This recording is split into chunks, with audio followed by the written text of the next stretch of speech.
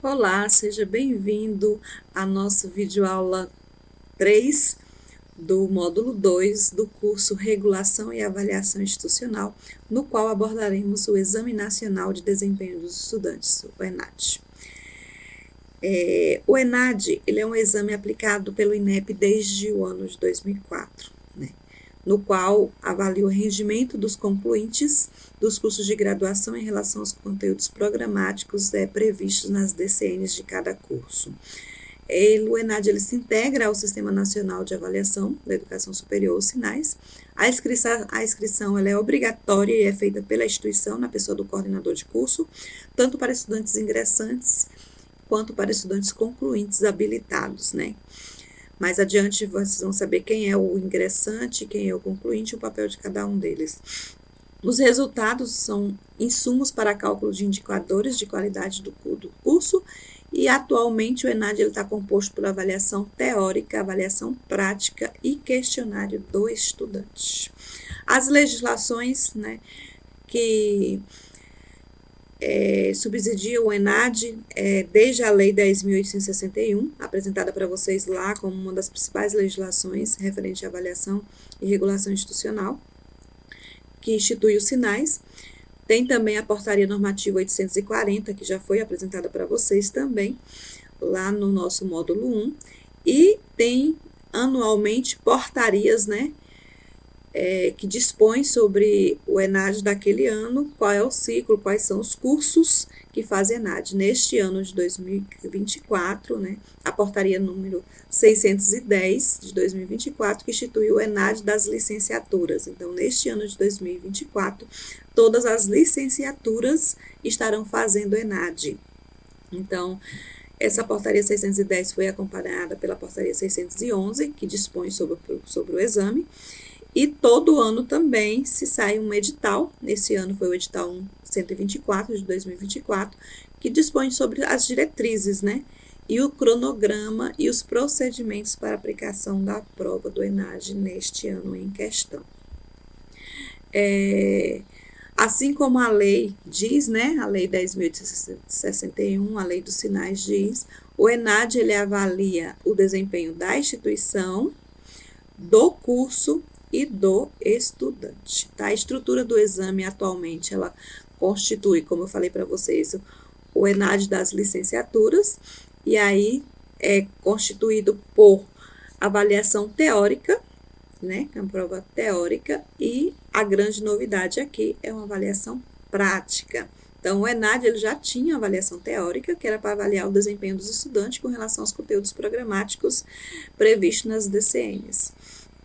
Então, esse ano veio com a novidade da avaliação prática, que é a avaliação do conhecimento das competências e habilidades práticas, que é realizada durante os estágios. Então, todos os alunos inscritos no ENAD como concluinte neste ano de 2024, eles farão também avaliação prática se estiverem matriculados no estágio na parte regência de classe. Então, esse processo avaliativo é novidade para esse ano e para todas as licenciaturas, que foi o ENAD, esse ENAD de 2024, está denominado como ENAD das licenciaturas. Então, os instrumentos, utilizados, prova teórica, como já tinha sempre, questionário do estudante também, que já tinha, aí vem questionário do coordenador do curso, que também já tinha, aí agora questionário da avaliação prática, para ser preenchido pelo estudante, instrumento de avaliação prática a ser feito pelo supervisor de estágio, que esse supervisor de estágio é o professor lá da escola onde o aluno está estagiando, e o questionário de avaliação prática a ser preenchido pelo orientador de estágio, que é o professor orientador do estágio da instituição. Chama atenção aqui porque a avaliação teórica e a avaliação prática e o questionário de estudantes são de caráter obrigatório. Uma vez que o aluno está inscrito e não faz avaliação teórica, ele vai ficar irregular. Se ele estiver inscrito na avaliação prática e não fizer também, estará irregular. E tão somente se ele não preencher o questionário do estudante, ele também vai ficar como irregular junto ao ENAD. Então, a avaliação teórica é composta, né, por componente de formação geral e componente de formação específica. Então, a prova ela tem 27 questões de múltipla escolha envolvendo situações problema e um estudo de caso, né? E os componentes específicos, né? A prova ela vai ser composta aí por 37 questões, sendo 36 de múltipla escolha e uma questão discursiva. A avaliação prática para os estudantes que estiverem matriculados em regência, vai ter 2 períodos, né? O estágio. E vai ter um período para quem está fazendo esse estágio regência, tanto agora no segundo semestre de 2024, quanto no primeiro semestre de 2025. Quem vai escrever esses alunos concluintes nas avaliações práticas é o coordenador, e vai depender dele estar ou não matriculado em estágio regência de classe. A avaliação prática, ela envolve o preenchimento de instrumentos em momentos sucessivos, né? O estudante, supervisor de estágio e orientador de estágio. Então, envolve esses 3 atores distintos, né, para avaliação prática, tanto o estudante, quanto o supervisor de estágio, quanto o orientador de estágio. Então, é necessário, né, a avaliação prática, ela tem um fluxo, e como é novidade, esse fluxo, ele vem sendo mais detalhado. Então, o preenchimento da declaração da existência de estudante habilitado ou não, que é feito pelo coordenador do curso, assim como o cadastro do professor orientador de estágio, o cadastro do professor supervisor, a informação da escola onde é realizado o estágio e a inscrição do estudante. Então, todos esses passos aí são feitos pelo coordenador do curso. A partir daí, quando ele escreve o estudante, o coordenador ele notifica esse estudante, e aí o estudante ele preenche o questionário de avaliação prática e realiza sua aula lá na regência de classe. Após isso, entra o supervisor de estágio e faz a avaliação prática desse aluno, né? E o supervisor preenche o questionário.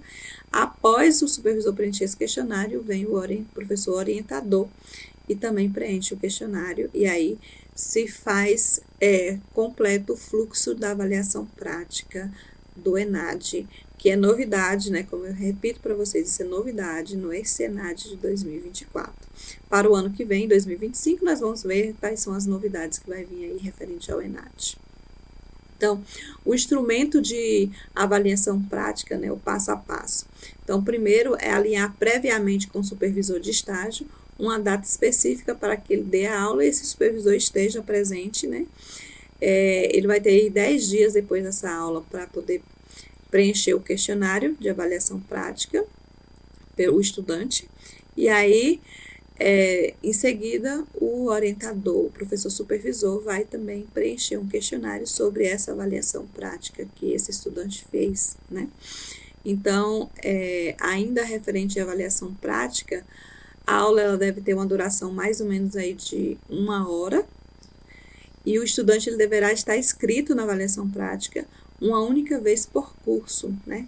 Ainda que ele realize estágio supervisionado com atividade de regência de classe em mais de uma vez ou no decorrer da sua graduação. Então, se ele vai ter lá estágio regência no primeiro semestre de 2025, também no segundo semestre de 2024, ou ele é inscrito num ou no outro, ele não precisa fazer 2 vezes, né? Esse procedimento.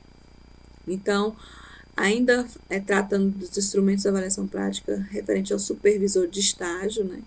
Ele tem como objetivo identificar as habilidades e competências demonstradas por esse estudante no momento que ele estiver na regência de classe. E os professores, supervisores, ele atuará como um avaliador externo do ENAD nesse processo de avaliação prática, né? Então, após o cadastro do coordenador do curso, o supervisor deverá acessar o sistema, realizar uma capacitação online, que está lá para ele, coisa breve também, não é nada muito complexo, nem complicado, e tomar conhecimento do instrumento de avaliação prática. Após o preenchimento do questionário de avaliação prática pelo estudante, o supervisor deverá assistir e avaliar a regência da aula do estudante na data previamente acordada entre eles, né?